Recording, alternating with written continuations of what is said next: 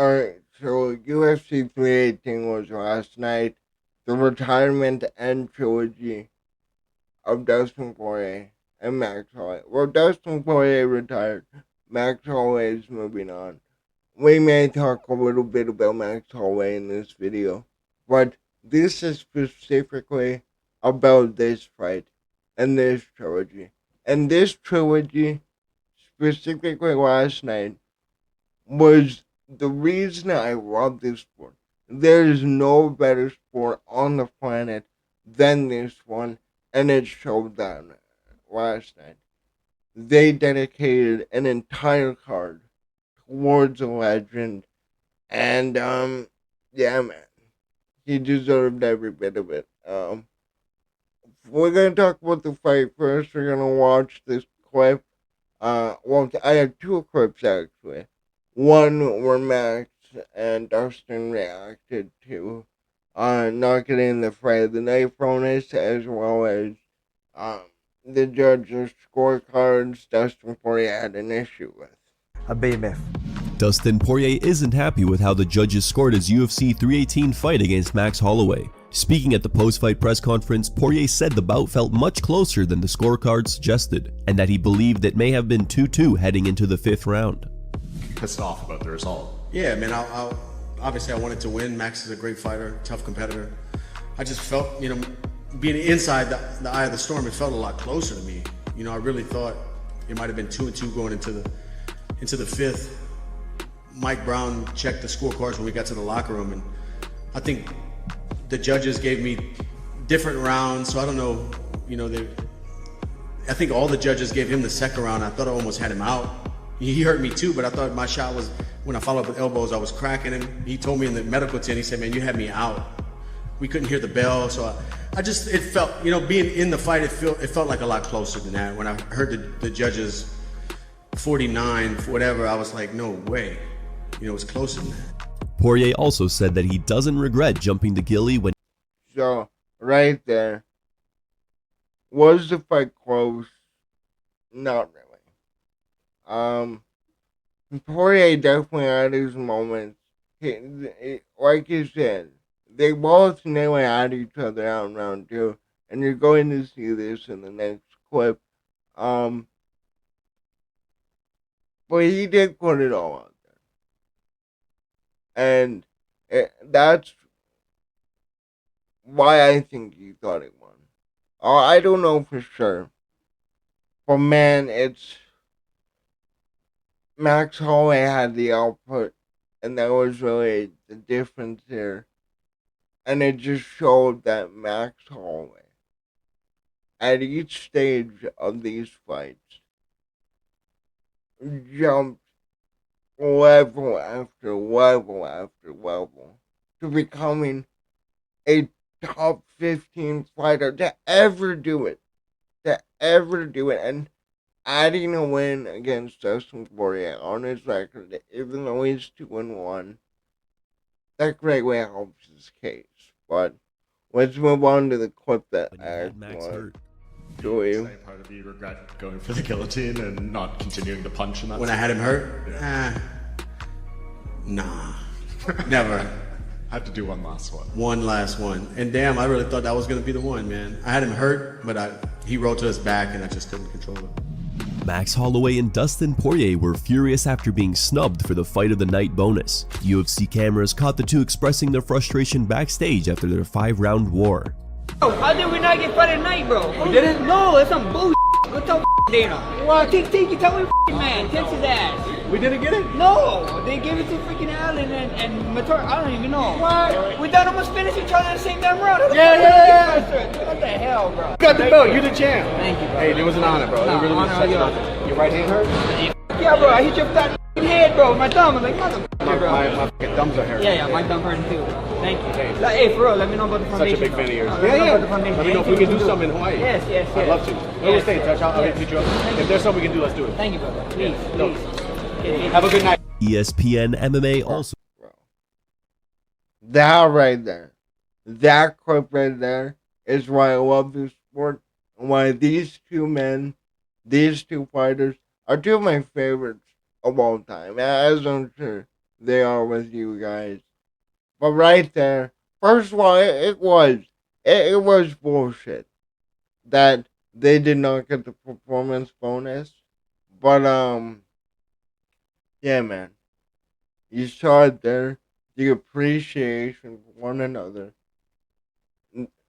I am Poirier brought Max Holloway into the UFC, and then you have Dustin Poirier being, retired by Max. It's so poetic. It's so poetic. And this right here, Max and his kid, they became fathers around the exact same time. And when you really look at both of their careers, the similarities between them, it's incredible. But let's continue here. Also shared footage of Holloway's son thanking Dustin Poirier for giving his father the chance to complete the trilogy.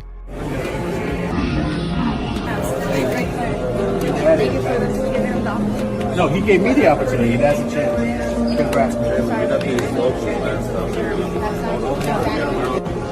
Thank you so much. Thank you guys, man. Hey, congrats to your dad. You're lucky to have him. Here are the Damn, I actually didn't watch that clip. I really just stopped at this specific clip. Like the two clips before that. Man, that just goes to show out. Like the father that Max is, the father that you know Dustin is. Now, I want to save the record for the end. I want to make this point right now before everybody clicks off. Well, we're gonna go through his typology in a minute. But man, these two guys, their careers are so connected. I lied. I'm gonna bring up typology to prove my point. But yeah, I'll go over to Dustin's. But basically, make this bigger too. Um, so when you look at Poirier's career, 30-10. Um, let's go to the beginning, right? Where he started off as an amateur, won every amateur fight he had, 7 by stoppages, or I guess 6 by stoppage. And then he makes his debut in 2009 and gets his first round TKO, second round armbar, and just goes on a spree running through people on the regional scene. Oh, excuse me. Then he makes it to WEC, where he loses to Danny Castillo by unanimous decision. And, a lot of good fighters end up losing their first fight. He returns, gets a first round knockout over Zach McElwright, comes back again. Unanimous decision, second round Darce choke, which we are going to get to that Darce choke in a little bit here. Makes it to what is that, 3-0 in the UFC, fights a young kid who nobody knows called Max Holloway. And he submits Max Holloway in the first round. He was 11-1. He was a more experienced fighter. And that's all that fight was. It was only one round, so I didn't get to see much. And then he moves on to fight Korean Zombie and gets submitted by the Darce choke in the 4th round. But, Korean Zombie, legend, Max Holloway, ironically enough, retired Korean Zombie by knocking him out. So I guess you can look at it I say, Max Holloway got the revenge for him. Then he submitted Jonathan Brookins with his own Darce choke. Fights Cub Swanson. This is Cub Swanson back in the day when he was at his peak. Cub Swanson is legit. He's a really good fighter. And then moves on to a 3-fight win streak. Eric Coach Diego Brando, he knocked out in the first round. And then Akira Kurosani, he knocked out in the second round. Then he gets to this infamous date here. September 27th, 2014. He's fighting a then 15-2 Conor McGregor, who is this, mouthy Irishman coming up in the rankings. And Conor predicts a first round knockout. Mystic Mac was born on this night, and he gets knocked out by him. And for Dustin Poirier, for years afterwards, he had to think about, man, I created the biggest star in this sport. He was very hot-headed going into this fight. He did not like Conor. And so what he does, goes on to fight Diego Ferreira next year in April, gets a first round knockout. Beats Joe Duffy by unanimous decision. Fights Bobby Green. KOs him in the first time at UFC 199. Fights Michael Johnson. Michael Johnson, who fought on this card too, and he looked fucking incredible, man. Knocks him out in the first round. And that was part of the thing I want to get to. Having Michael Johnson on this card was very, very, I loved it. I loved the fact that you had the guy who derailed his hype at lightweight on this card, and he looked incredible tonight. I what, like 42 or 41, however old Michael Johnson is. Then he fights Jim Miller in February next year, beats him by a majority decision. Fights Eddie Alvarez is an illegal knee. Anthony Pettis, he dates from a rib injury and a body triangle. He fights 18-1 Justin Gaethje, who was running through everybody, had incredible performances after incredible performances. You know how many win bonuses this guy has. Then he fights Eddie Alvarez for the second time, KOs him in the second round. April 13th, 2019, we get the rematch between these two. And this was an all-out war. This was so perfect, man. Max Holloway going for his second title. Dustin Poirier going for his first title. And this was before Volkanovski, right? So you have Max Holloway running through featherweight. Like, I'll even pull it up here. Dustin Poirier was right here. Before that, you had Ortega, Aldo Pettis, Ricardo Ramos, Jimmy Stevens, Oliveira, which Oliveira got injured. Cub Swanson, Cole Miller, Kira Corsani, Clay Collard, Andre Fewey. Right? He went on a massacre after the Conor fight, and even though he lost that rematch, some people thought he won it. He went back down. He still was dominant in featherweight.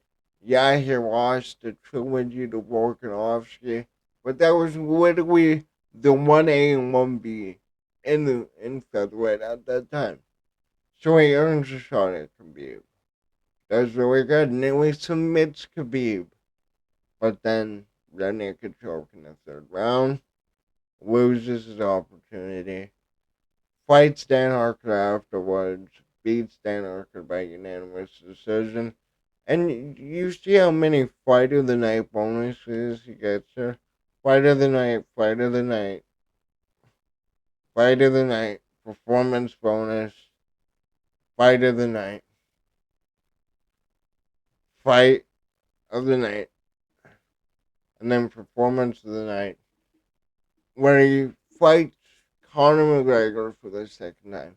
He gets his rematch, and he showed that since their first meeting, he greatly improved. He surpassed Conor McGregor in skill. He surpassed Conor McGregor, and I would say wins. I think that Dan Harker or Dustin Poirier has more quality and quantity of wins than Conor McGregor, mainly because Conor left the sport, right? So he KO'd him in the second fight. A very nice Conor. Wants to try his hot sauce and all that stuff. And then in the third fight, we get angry Conor. We get spiteful Conor trying to go after everything Poirier has. But Poirier shut it down. He was like, man, you're trash talking. Took a dive, man. Like, your wife is in my DMs, hey, baby. Like, yeah. But again, this is the guy that ruined his opportunity for the fight for the title. This is the guy that he created, and he goes out there in the third fight, batters him in the first round until Conor McGregor late in the round ends up rolling his ankle, I believe, and breaking it. Still talk shit with a broken ankle, which he got respect. Then from those two fights, he gets a title opportunity against Charles Oliveira. We nearly finished Charles Oliveira. Again, everybody knew we finished Oliveira. Almost to Poirier, but he falls short. He fell short once again to a rear naked choke, and he had to do a lot of soul searching after that one. He ends up coming back the next year in November, 11 months later, to fight Michael Chandler. A fight where he had a lot of animosity towards Chandler, right? Submits him. Second fight with Justin Gaethje. Gets head kicked in round two. 1-1. He knocked out Gaethje in the fourth round. Gaethje knocked him out in the second. But they were 1-1, and these two, again, were the two guys at lightweight for years. Two guys that stayed in the top five for years. And so it was that fight. They both come against Benoit Saint Denis the next year, and a lot of people were picking against Benoit Saint Denis. The UFC especially, they were thinking, hey, Poirier might be done. Let's try and build up this guy. And he goes out there, knocks him out in the second round, gets a fight of the night bonus, and because of the star that he is, he gets another title shot against Israel Makhachev this time. And he goes to the fifth round, and he gives it his all. But Israel Makhachev finds the dark choke, that one submission that he cannot get away from. And he ends his title aspiration. He ends his dream. And he got it because Justin Gaethje took the fight with Max Holloway at UFC 300.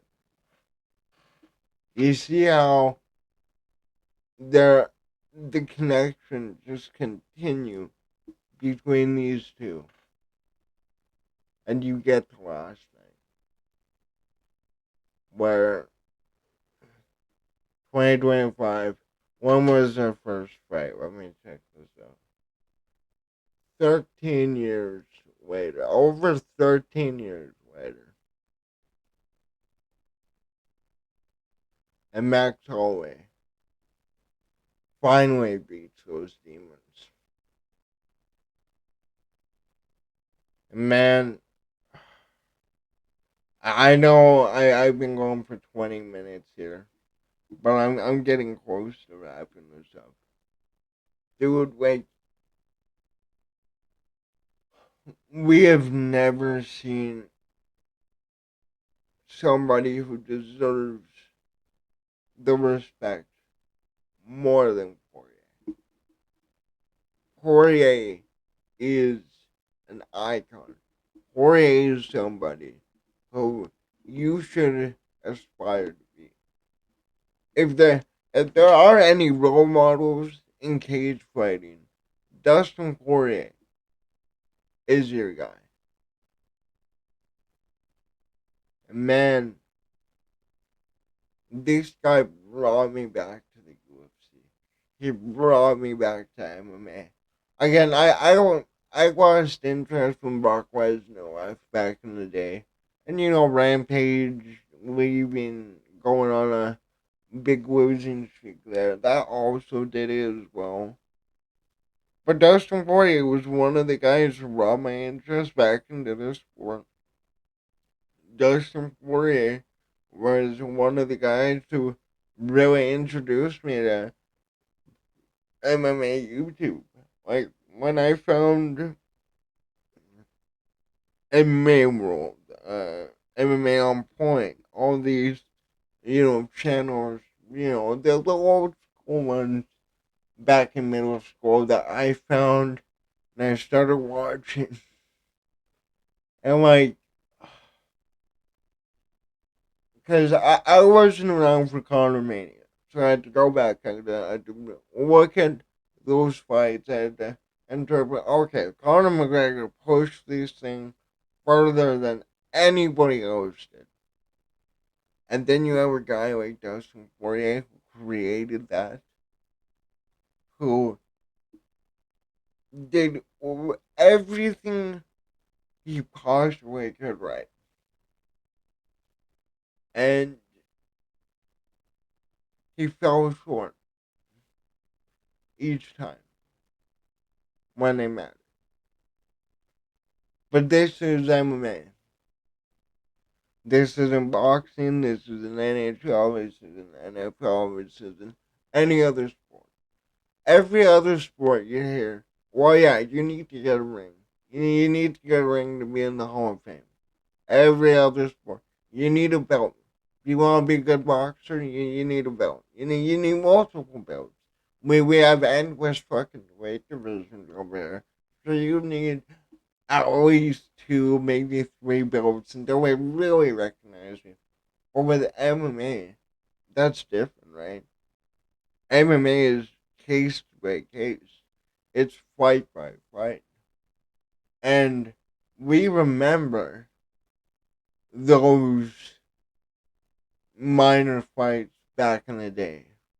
We remember, the Gaethje fights. We remember the first Holloway fight.